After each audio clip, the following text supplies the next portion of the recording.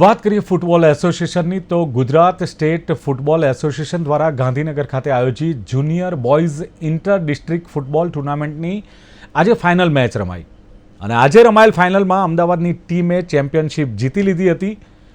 Final મેચમાં અમદાવાદ ડિસ્ટ્રિક્ટની ટીમે બરોડા ડિસ્ટ્રિક્ટની ટીમને 4-2થી માત આપી વિજય મેળવ્યો.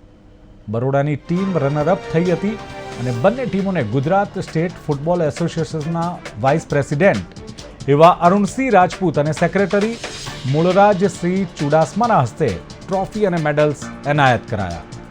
આ ટુર્નામેન્ટમાંથી ગુજરાતની નેશનલ ટીમના કેમ્પ માટે 30 ખેલાડીઓ અને 5 સ્ટેન્ડ બાય ખેલાડીઓની પસંદગી કરાશે.